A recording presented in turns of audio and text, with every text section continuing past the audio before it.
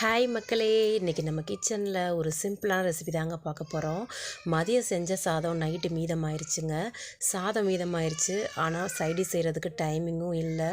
அப்போ என்ன பண்ணலான்னு யோசிக்கும்போது ரொம்பவே சிம்பிளாகவும் இருக்கணும், அதே நேரத்தில் சீக்கிரமாகவும் செஞ்சு முடிக்கணும்.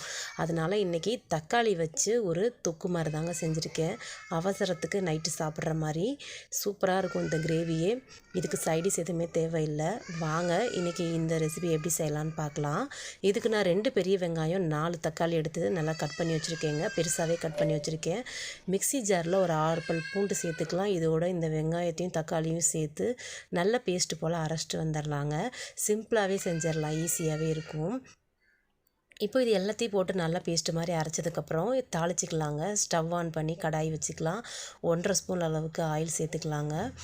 ஆயில் நல்லா சூடானதும் கடுகு ஒரு 1/2 ஸ்பூன் அளவுக்கு போட்டு வெடிக்க விட்டுறலாம். இதோட ஒரு கொத்து கருவேப்பிலையும் சேர்த்துக்கலாங்க. இப்போது நம்ம அரைச்சி வச்சுருக்க பேஸ்ட்டை இதில் சேர்த்துக்கலாம்.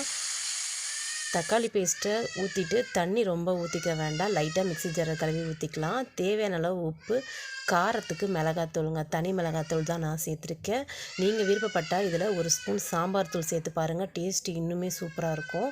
அவ்வளோதாங்க, எல்லாத்தையும் சேர்த்து நல்லா கலந்து விட்டுறலாம். இதை மூடி போட்டு ஒரு 15 நிமிஷம் லோ ஃப்ளேமில் கொதிக்க விட்டிங்கன்னா சூப்பராக கொதித்து பச்சை ஸ்மெல்லாம் போய் எண்ணெய் பிரிஞ்சு வந்துடுங்க. பாருங்கள், இடத்துல எடுத்து கிளறி மட்டும் விட்டுருங்க. நல்லா மூடி போட்டு லோ ஃப்ளேமில் கொதிக்க விட்டிங்கன்னா இப்படி சூப்பராக எண்ணெய் பிரிஞ்சு வந்ததுக்கப்புறமா இதை எடுத்து நல்லா சுட சுட சாதத்தில் போட்டு சாப்பிட்டா வேறு லெவலில் இருக்குங்க.